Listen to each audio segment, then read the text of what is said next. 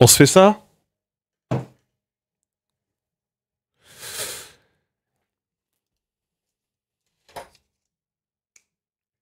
Pas.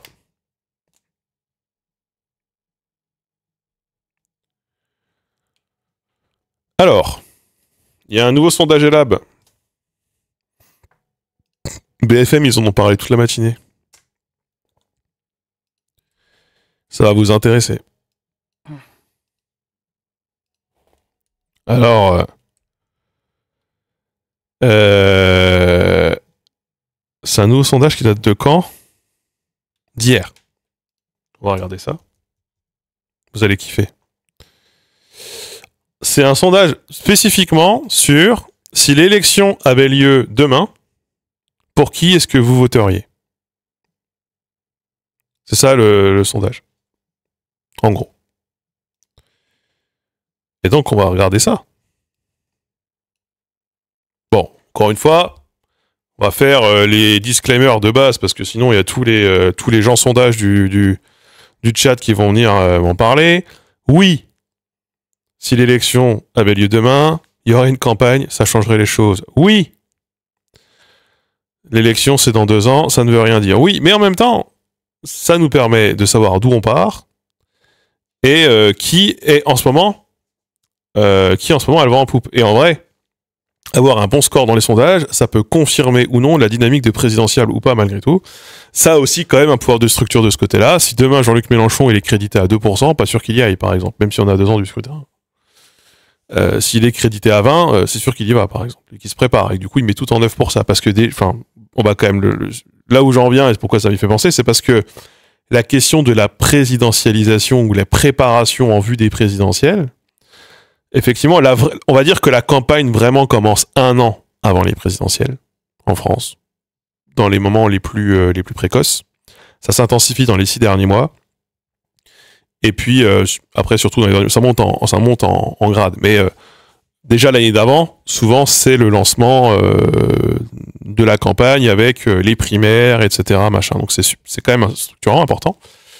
Nous, on va arriver dans la campagne des municipales et on va enseigner les municipales avec la présidentielle. Et donc là, actuellement, vous avez des Édouard Philippe et des De Villepin qui sont déjà en train de faire des tournées, et François Ruffin aussi d'ailleurs, qui sont en train de se présidentialiser. Tout comme François Hollande avait commencé à le faire avant, tout comme Nicolas Sarkozy avait commencé, bon, il était encore en fonction, donc c'était pas pareil, tout comme Darmanin essaie de le faire aussi, Retailleau va sortir un livre aussi. Tout le monde est en train de préparer 2027. Il y a encore beaucoup de trajets à faire, il y a encore beaucoup de chemin à faire, mais la question des sondages permet aussi de mesurer le poids de chacun dans l'opinion publique ou pas, et effectivement, il y a un pouvoir de structure, ne serait-ce que sur les gens qui y vont, pas forcément sur qui va gagner, mais sur qui peut y aller ou qui n'ira pas. Et donc, on va regarder ça. Ah oui, alors attendez 2 secondes. On va... Comment je fais? Juste pour que vous puissiez bien voir à l'écran ce qui va s'afficher. Je pense que je peux tout simplement faire...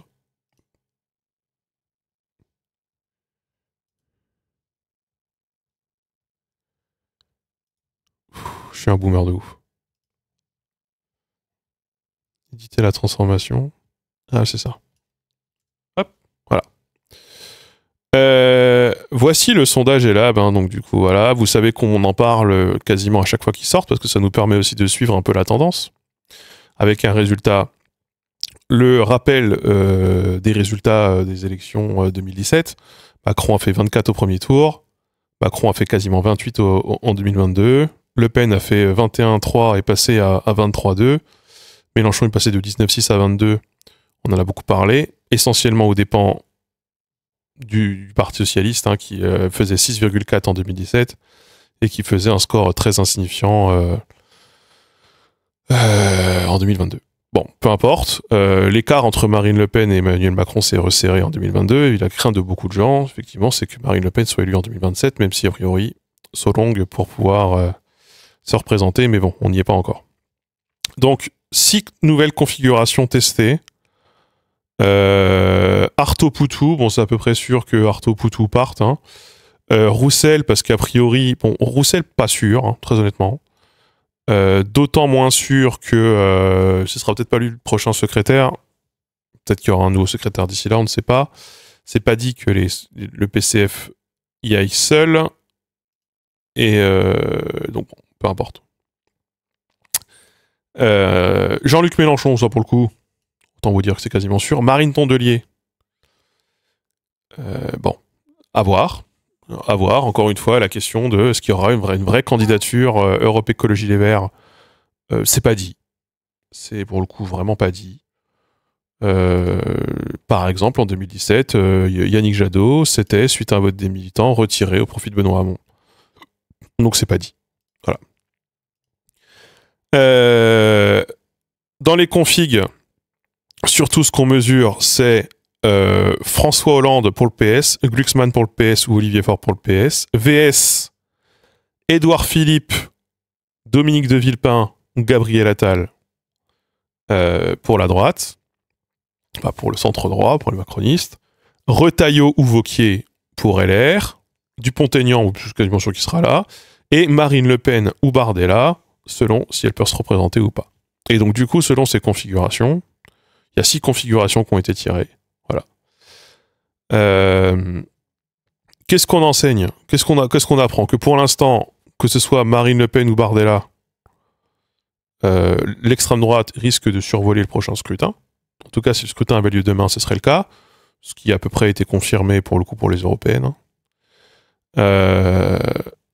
Et à voir du coup qui à droite serait le mieux positionné. Donc ça, on va regarder dans le détail et on reviendra là. Et à gauche, bon voilà, je vais pas vous spoiler parce que bon.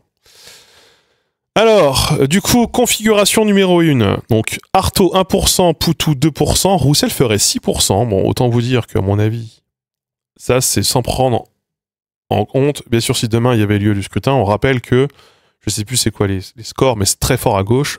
Les électeurs de gauche se décident au dernier moment. Beaucoup plus que les électeurs d'extrême droite. La question du vote utile à gauche est parfaitement importante. C'est ce qui fait que ça permet d'alimenter la machine à LFI, de dire que LFI défie toujours les sondages. Plutôt pas au moment où les sondages sont faits, en fait. C'est plutôt assez juste. Par contre, effectivement, il y a la question du vote utile qui vient effectivement souvent parasiter, potentiellement amputer de la moitié de ton score. Bon. Donc Jean-Luc Mélenchon serait à 10, Tondelier à 5,5, François Hollande à 5,5, si c'était François Hollande. Ça, c'est intéressant, puisque François Hollande est une personnalité beaucoup plus appréciée que Jean-Luc Mélenchon en ce moment, sur les sondages d'opinion. Édouard Philippe, 23,5. De Villepin, du coup, il serait pas là. Le candidat LR, Bruno Retailleau, sera à 8. Ça, pour le coup, c'est une bonne nouvelle. Le RN à 32. Dupont-Aignan à 3. Éric Zemmour à 3,5. Bon, globalement, je vais pas vous faire tout le détail de tout. Je suis désolé pour les gens qui écouteraient uniquement l'audio, mais on va uniquement se reposer sur les enseignements. Principal enseignement. Raphaël Glucksmann, si demain Raphaël Glucksmann devait représenter le Parti Socialiste, il pourrait jusqu'à multiplier le score attendu par 2. Essentiellement aux dépens d'Europe Écologie Les Verts, très grosse surprise alors, du PCF, de LFI, en fait de toute la gauche, mais aussi d'une partie du camp présidentiel, éventuellement, on imagine. Quoique, pas beaucoup, hein. Visiblement, De Villepin a l'air de surtout faire plus de mal à Philippe que voilà. On n'a pas d'hypothèse testée avec Glucksmann face à Attal, ce serait très intéressant de voir ça, pour le coup. Après, là, on est dans une séquence où, si je peux me permettre, il y a 2 choses qui jouent énormément. La condamnation de Marine Le Pen, où la communication de la France Insoumise a été assez désastreuse, puisqu'ils ont quand même été plutôt pour dire oui, mais ça devrait pas être géré en justice, ça devrait être géré dans les urnes, la défaite du RN. Et nous, on veut pas que le RN il se fasse battre par les juges, nous on veut le battre dans les urnes. On sait très bien pourquoi, on en a déjà parlé plein de fois, il y a cette défense en cours. Le fait qu'il y ait peut-être 500 000 euros qui aient été mal utilisés par la France Insoumise à l'époque où Jean-Luc Mélenchon était député européen, il joue peut-être pour beaucoup. Le procès pour Chikirou pour le financement de campagne, il joue probablement aussi. Glucksmann, par contre, aussi bénéficie, je pense, d'un très bon effet pour la guerre en Ukraine. Ça, je pense que c'est indéniable. Bon, le socle Jean-Luc Mélenchon a l'air d'être à peu près stable. Mélenchon, la base de Jean-Luc Mélenchon, c'est 10% de l'électorat, de toute façon. Là où Jean-Luc Mélenchon fait la différence, c'est sur la question du vote utile. Jean-Luc Mélenchon...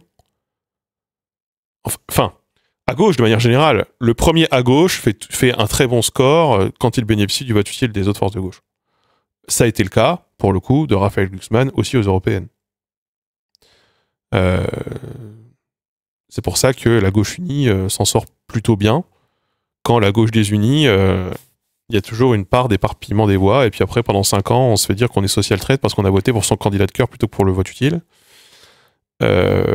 Quand ces mêmes personnes ont du mal à voter utile lorsqu'elles ne savent pas le cheval qu'elles auraient choisi à la base. Donc il y a toujours un peu cette histoire, ce qui est un peu chiant, un peu un casse-tête. Quoi qu'il en soit, le meilleur scénario pour Jean-Luc Mélenchon, c'est d'avoir en face de lui Gabriel Attal. Voilà. Et même Bruno Retailleau. Le truc, c'est que dans cette configuration où il serait face à Marine Le Pen pourrait faire jusqu'à 36% au premier tour, ce qui est beaucoup. Voilà. Ce qui est quand même énorme. À savoir que Bardella ou Le Pen change à peu près rien au score. Voilà. C'est intéressant de le voir, quasiment rien. Ce qu'on peut retenir, c'est que Philippe est mieux placé que Gabriel Attal. Glucksmann est potentiellement mieux placé que Jean-Luc Mélenchon. En tout cas, dans toutes les configurations où il a été sondé, Glucksmann fera un meilleur score que Jean-Luc Mélenchon. Si demain, tout le monde devait voter, selon ces configurations profondes et sans calcul politique, quel qu'il soit. Il n'y a pas de test gauche unie vs la France insoumise. Effectivement, non. Moi, c'est le test qui m'intéresserait, puisque c'est le scénario sur lequel on est en train de partir en ce moment, quand on regarde les discours de LV, d'ailleurs, du PS et même du PCF, de dire, nous, on continue à dialoguer, on continue d'avoir ces échanges, on continue d'essayer de viser une candidature commune pour la gauche en 2027, avec éventuellement un grand congrès, une grande primaire, etc. C'est encore le discours qui est actuellement tenu, et donc il n'est pas exclu qu'il y ait une élection intermédiaire à gauche pour décider d'un candidat unique hors LFI. C'est absolument possible. Mais là, de toute façon, on le verra pas là-dedans. Ça, c'est sûr. Bon, Marine Le Pen, pour l'instant, elle surclasse quand même tout le monde. C'est quand même vraiment ce qu'on peut savoir. 15% de gens n'expriment pas de vote, c'est quand même noté. Donc ça, c'est les différentes configurations dont on a parlé. Les reports de voix par rapport aux législatives. Qui se reporterait sur qui dans quelle configuration? Eh bien, c'est intéressant de voir que quand même 9% des électeurs du NFP se tourneraient vers Édouard Philippe. Voilà. Mais surtout 27% d'abstentionnistes se tourneraient vers Édouard Philippe et 35% d'abstentionnistes pourraient éventuellement se tourner vers Marine Le Pen. Et en fait, de toute façon, ça, on va pas le décortiquer pendant 15 ans, c'est ce que je vous disais tout à l'heure, c'est toujours la même histoire, depuis 5 ans.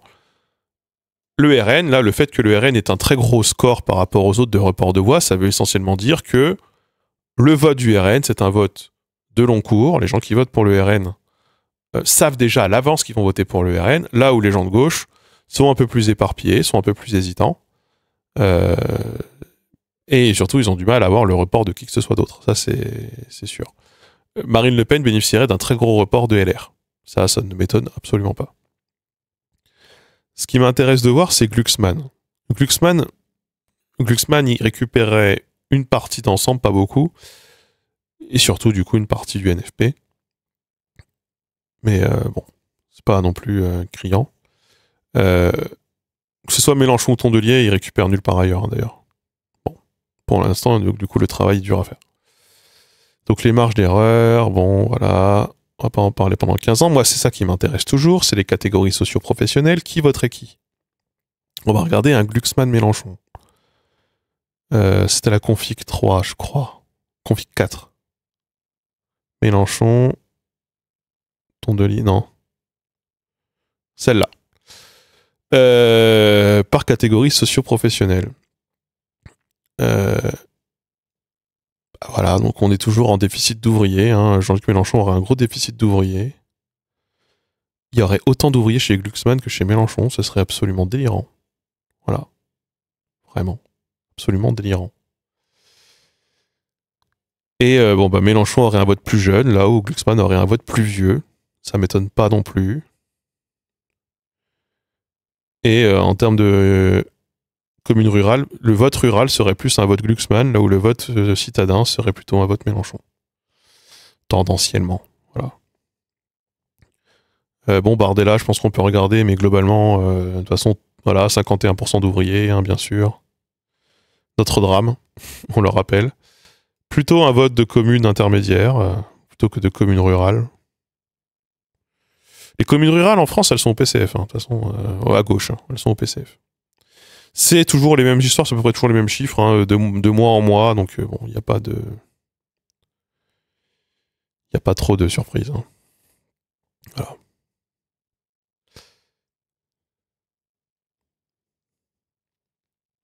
Ouais, le RN, tout le monde voterait RN, ouais. Tu veux quoi? Tu viens le petit chat? Oh!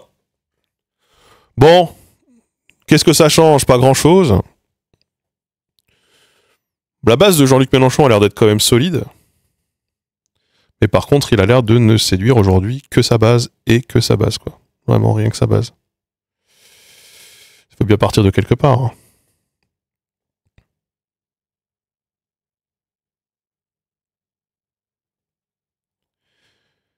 Il y a un monde où ce serait vraiment fou, hein, on le verrait peut-être pas venir, mais imaginez ces Poutous là. Poutou, il se met à faire du 5-6% là. Merci Horace Lorat pour le sub. Comme ça avait été le cas en 2002, où l'extrême gauche faisait 10% au total, quoi. Ce qui avait à l'époque, n'avait pas du tout été vu par la gauche comme un problème. Et puis Jospin, 200 000 voix près, on rappelle. Hein. 200 000 voix Jospin et 10% d'extrême gauche dans le pays.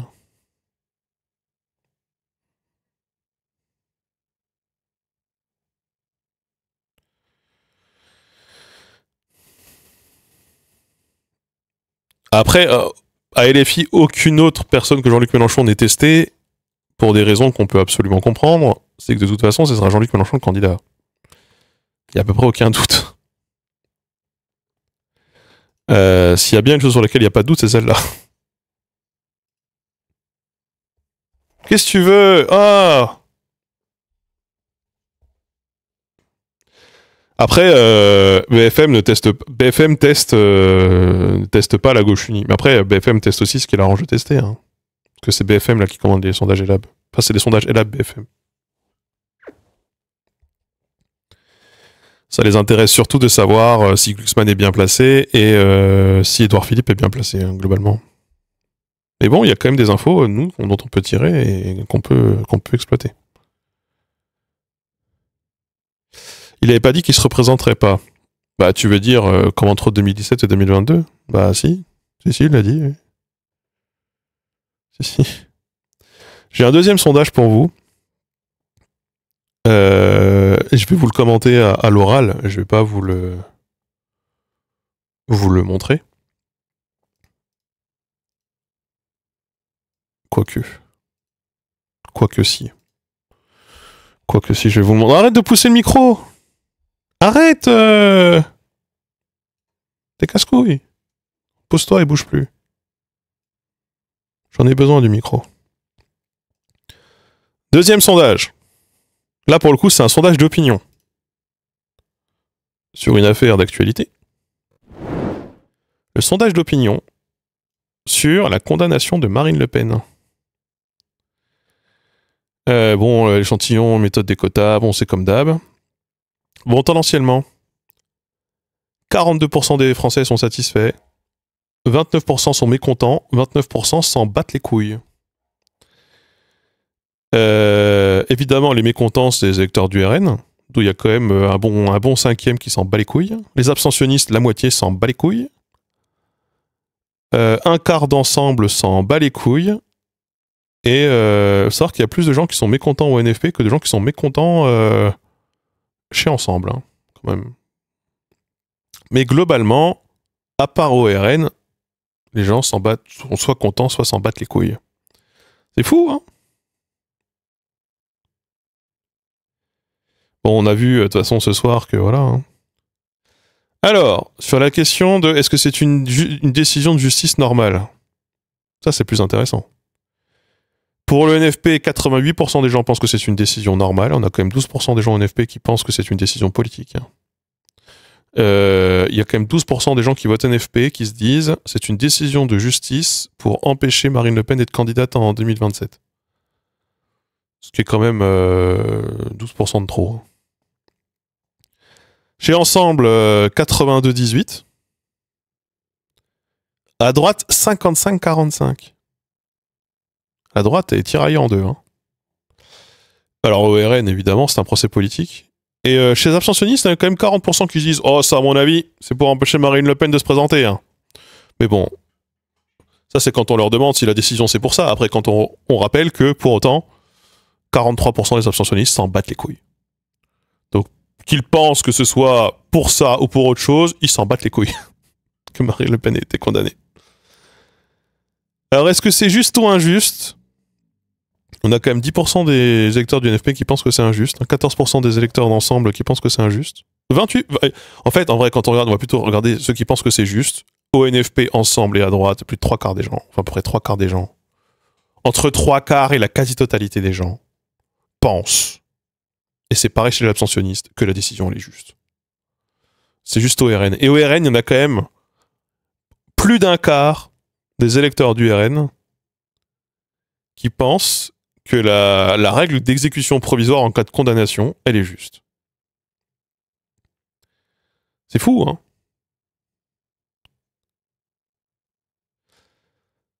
Alors, aujourd'hui, ce n'est pas Marine Le Pen qui est injustement condamnée, c'est la démocratie française qui est exécutée. Il y a quand même 14% des gens du NFP qui sont d'accord avec ça. 16% d'Ensemble. À droite, 48% des gens sont d'accord avec cette assertion. À l'extrême droite, 88%. L'abstentionniste, 35%.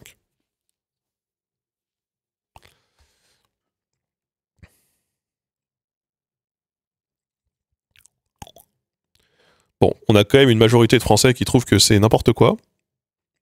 Mais c'est pas une majorité non plus... Voilà. Alors, pour les Français et pour les électeurs du RN, Jordan Bardella est le meilleur successeur de Marine Le Pen. Alors là, c'est sans appel. C'est sans appel, vraiment. Totale citation par les électeurs du RN qui ont voté RN aux législatives en 2024 au premier tour, 89% des gens disent Bardella. On a quand même 15% de zinzin qui disent Ciotti et 10% qui disent Dupont-Aignan, c'est quand même incroyable.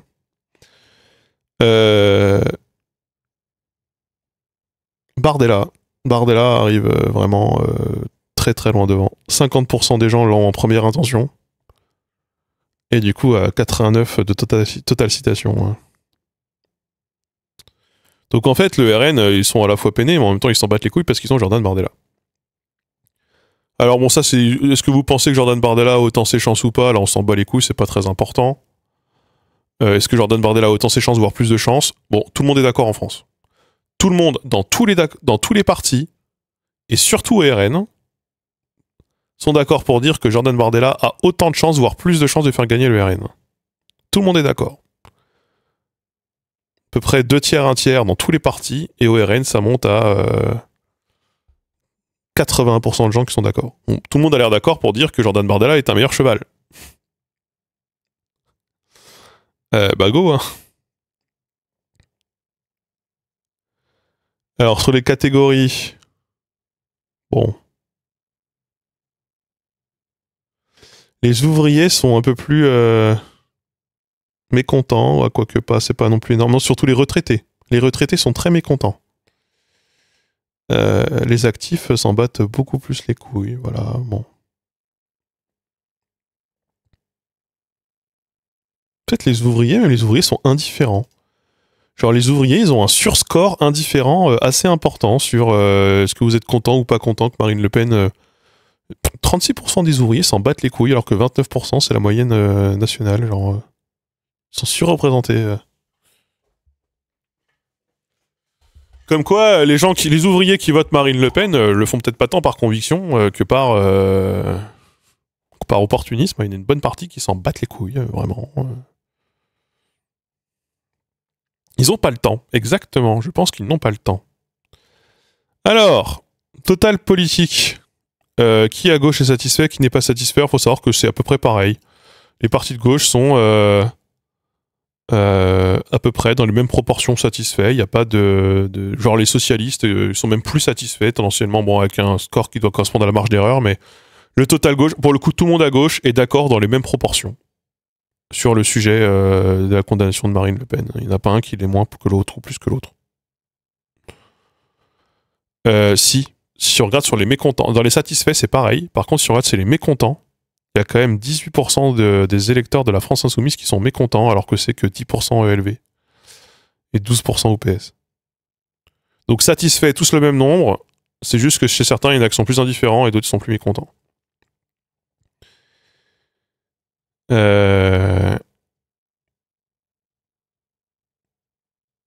Si on regarde... les électeurs de Marine Le Pen sont pas super contents, voilà. Bon, on n'apprend pas grand-chose non plus. Hein.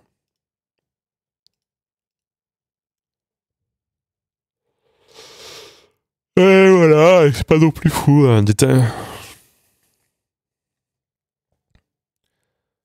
La France Insoumise a quand même plus de gens dans leur sein, de gens qui sont quand même sur la ligne de c'est un procès politique. Hein. Ça, bon.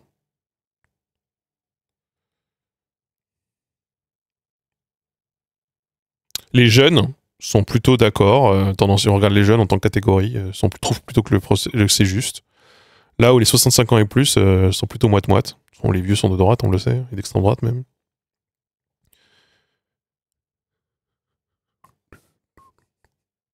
« 85% des électeurs de gauche considèrent que la règle exécutoire, là, elle est faire. Elle est faire de ouf. Voilà.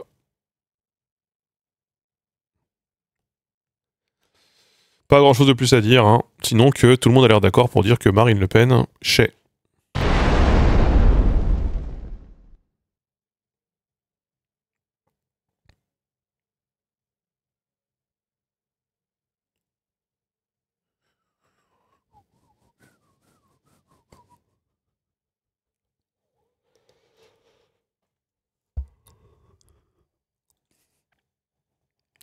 J'ai pas d'autres sondages à vous commenter.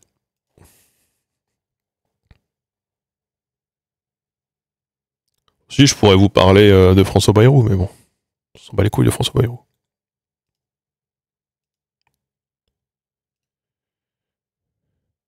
Un truc qui n'est pas mesuré, que je me suis demandé, combien juge que si t'as Marine Le Pen au second tour des présidentielles, t'as quasi la garantie de finir à l'Elysée? Bah, la plupart des opposants de Marine Le Pen, a priori.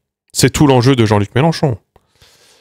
Jean-Luc Mélenchon est convaincu que entre lui et Marine Le Pen, les Français choisiront lui. Et là, s'il a tort.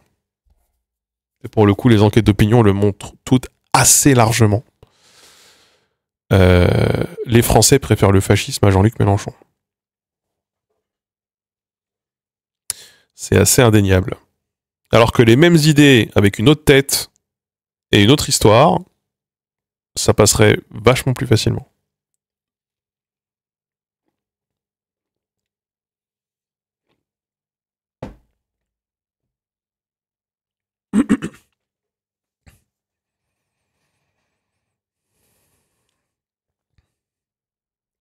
Sur les sondages en question, il y a 40% d'abstention. Oui, et alors? Et là, en l'occurrence, il y avait 15% de non-réponse. Après, c'est les sondages réalisés avec la méthode des quotas. Donc, c'est aussi c'est proportionné en termes de CSP, de machin, et aussi en termes de poids électoral. Si vous regardez la méthode en poids électoral du scrutin précédent. Quand on va poser des questions, aux électeurs, on va aussi leur demander si, par exemple, ils ont voté en 2024 au premier tour pour le RN, par exemple. C'est assez important, c'est structurant. Lucie Castet, elle devient quoi? Bah, de toute façon, Lucie Castet, elle a servi son rôle, du coup, elle devient plus rien.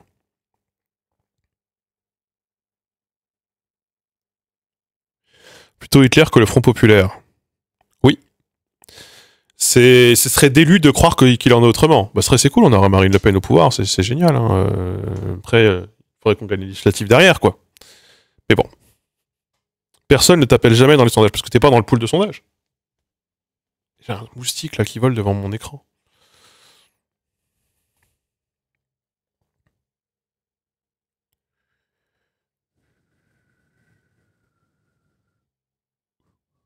Dans la vraie vie, il y aurait 20% d'abstention comme d'habitude. Peut-être 30, vu que c'est Mélenchon, mais pas 40. On a déjà atteint des scores d'abstention beaucoup plus importants en France sur certains scrutins. Je vois pas ce qui te fait dire que c'est impossible qu'on ait autant d'abstention.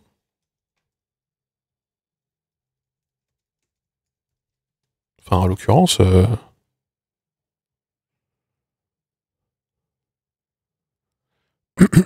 bah, la dernière élection, second tour, il y avait 28% d'abstention. Hein.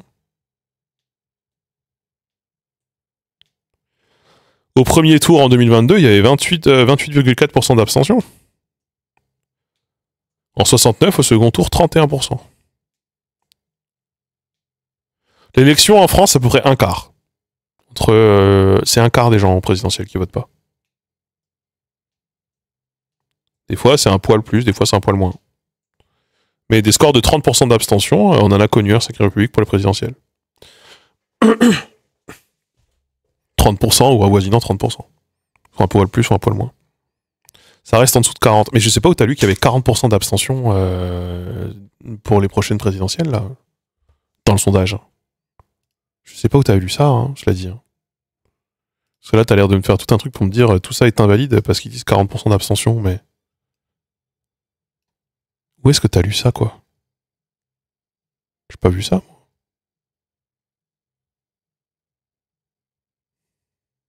T'as vu ça où?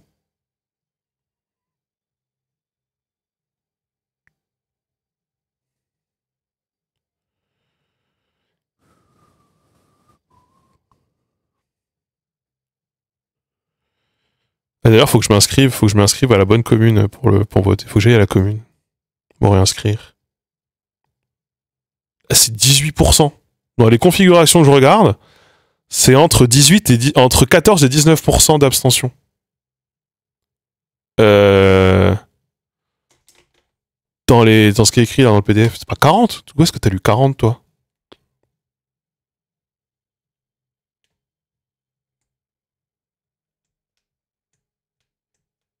C'est même pas d'abstention, c'est de non-intention de vote.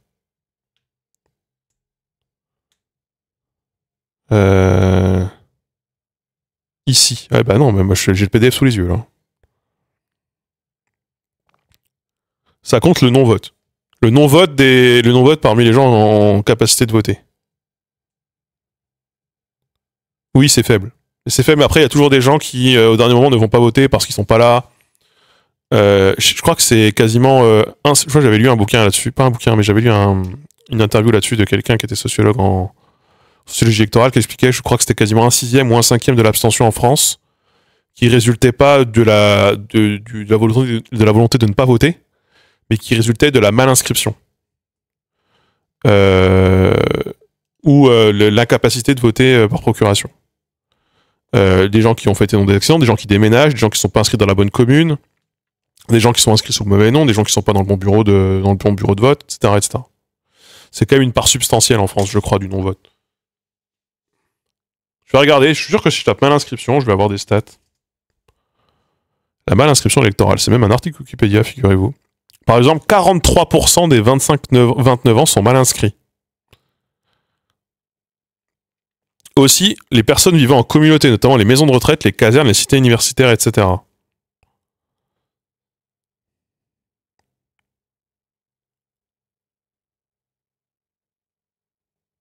C'est énorme, ouais. C'est énorme.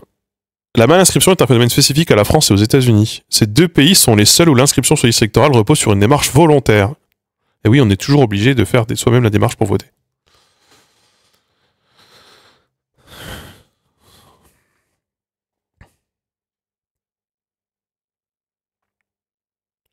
Donc, dans la revue française de sociologie, en 2012, il y avait 6,5 millions de Français mal inscrits. Alors, les mal inscrits peuvent quand même voter, mais ça augmente drastiquement les chances de ne pas voter.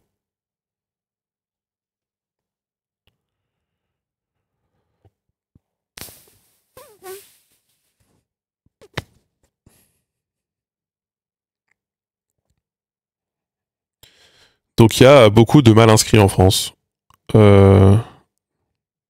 C'est à peu près 17% des électeurs. Dégage, toi. Il y a un moustique, là.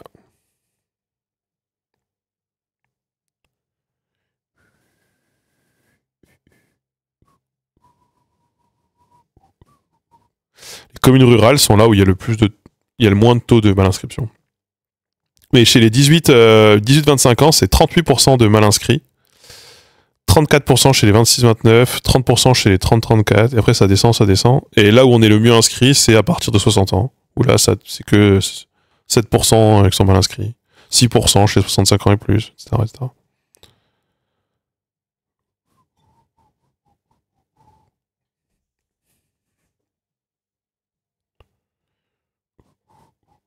C'est quand tu déménages souvent, ouais, ou quand t'habites pas là où t'étudies, enfin, quand t'étudies pas là où t'habites à l'origine, etc. Si je n'ai pas l'adresse officielle, comment puis-je voter? Tu peux pas? Faut une résidence pour voter. Faut être rattaché à un bureau de poste. Et le bureau de poste, il est rattaché par rapport à ton adresse. À ton bureau de poste, ton bureau de vote. Et le bureau de vote, il est par rapport à ton adresse. Si tu ne peux pas déclarer d'adresse et que tu n'as pas d'adresse, tu ne peux pas voter. Tu ne peux pas t'inscrire. Littéralement.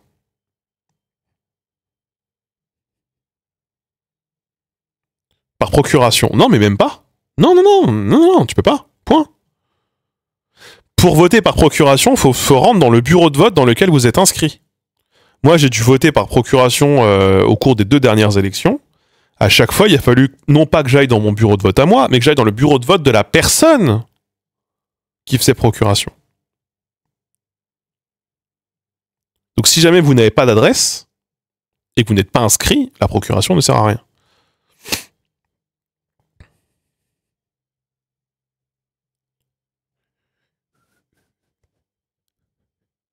Après, il y a des gens, moi par exemple, j'ai des potes là qui voulaient voter aux législatives en 2024 et qui se sont rendus compte, moi j'ai un pote qui s'est rendu compte, ça fait longtemps qu'il n'a pas voté, qu'en fait il était domicilié encore dans le Nord, alors que ça fait genre 7 ans qu'il habite plus là-bas. Et un autre pote, son adresse de vote, c'était à Nantes. Et c'était à Nantes, c'est-à-dire c'était l'adresse il y a 15 ans. L'administration continuait de l'inscrire. Non, il avait été désinscrit, lui. Il n'était plus inscrit nulle part. Il avait été désinscrit après 2017, je crois. Ou 2022, quand il leur avait demandé. Parce qu'il lui avait envoyé une carte d'électeur, que la carte d'électeur n'avait pas été reçue, et du coup elle avait été renvoyée à l'expéditeur, et dans ces cas-là, quand ça arrive, c'est qu'il te radie.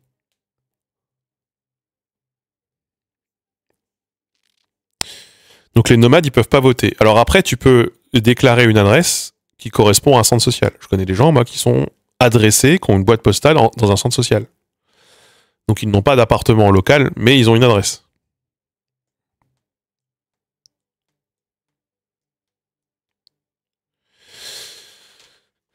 Mais donc oui, pour revenir à l'histoire de base, c'est que entre 14 et 19% de non-votants exprimés, c'est tout à fait corrélable avec je pense, un 25 ou un 25% d'abstention dans les faits, parce que ça prend pas en compte la malinscription. Et la malinscription, elle est structurante aussi de l'abstention en France.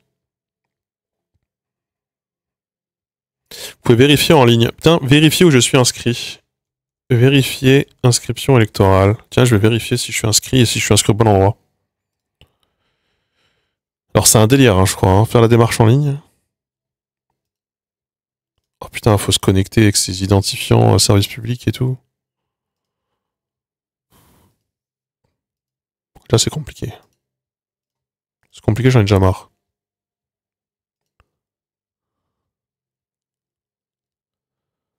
Je vote en France. Votre commune.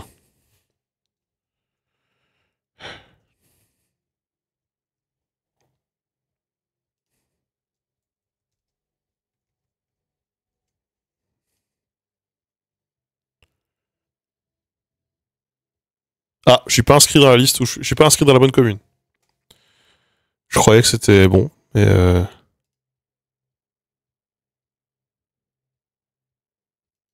suis pas inscrit dans la bonne commune, tiens. Ah là, on me demande de me réidentifier. Ah non, sans déconner. Il faut une pièce d'identité, un justificatif de domicile.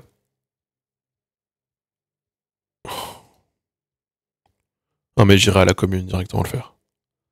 Oh là là là là, faut trop que je déclare de trucs là. Oh, il y a trop de trucs à remplir.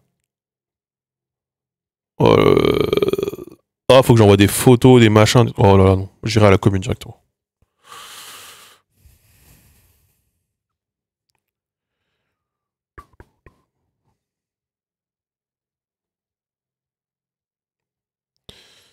Alors que je paye. En fait, c'est ça qui est fou. C'est que ma résidence principale elle est déclarée dans une autre commune.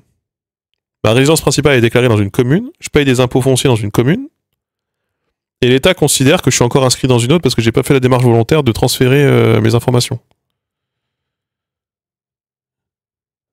Sans déconner. On pourrait pas automatiser un peu tout ça là?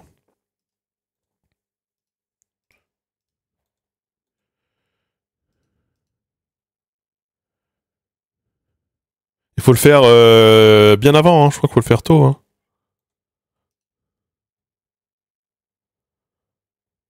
Merci Castor Garo pour le sub, merci.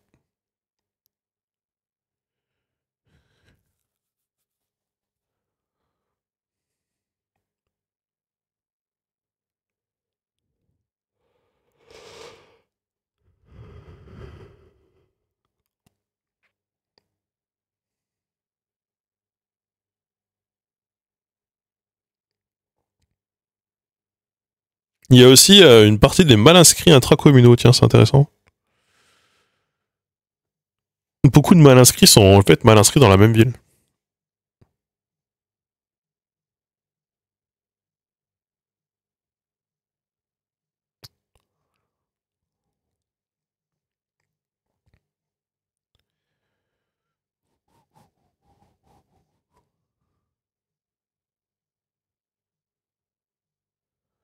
Tu peux t'inscrire jusqu'à 15 jours avant le premier tour d'un scrutin, t'es sûr de ça? Parce que pendant les législatives, il y avait l'histoire de les gens pouvaient pas se réinscrire sur les listes.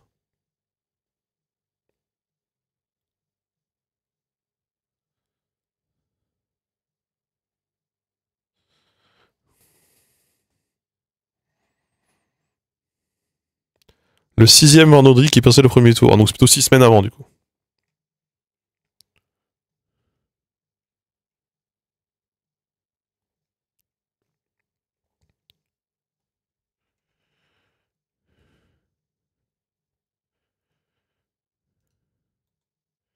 Du coup, faut que j'aille à la mairie. Faut que j'aille me réinscrire.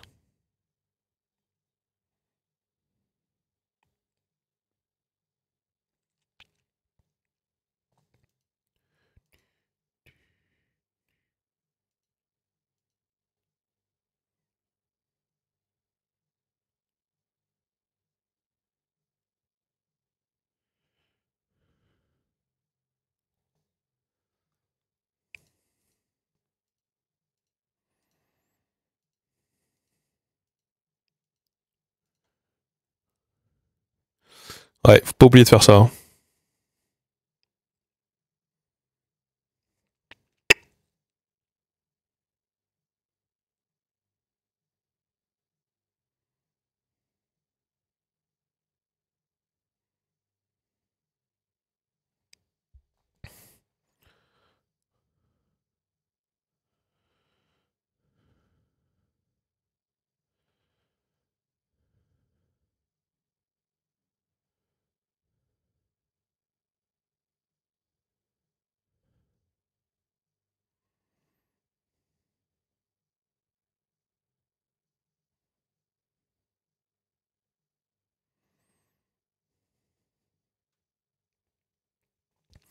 Ouais, mais en tout cas, inscrivez-vous. Hein. C'est important, même si vous votez pas. Moi, ça fait augmenter les chiffres de l'abstention. Parce que les non-inscrits sont pas comptés dans l'abstention.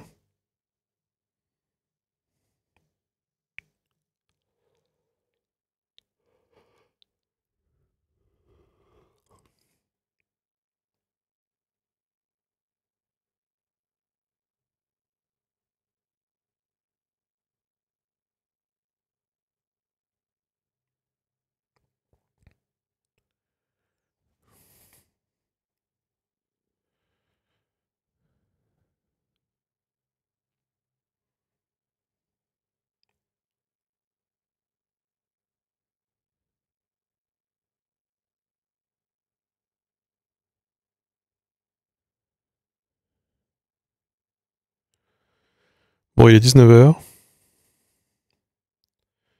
Écoutez, ça fut très instructif. Ça va aussi être furtif parce que j'ai faim. Et parce que ce soir, je raid sur World of Warcraft. Avec ma guilde, on va tuer Gallywix en hard mode. Très important.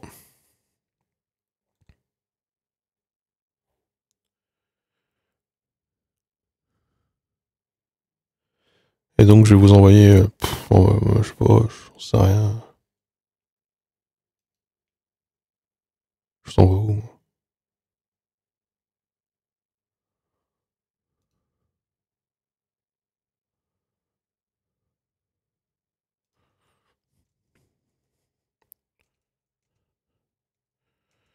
Qu'est-ce que je peux aider?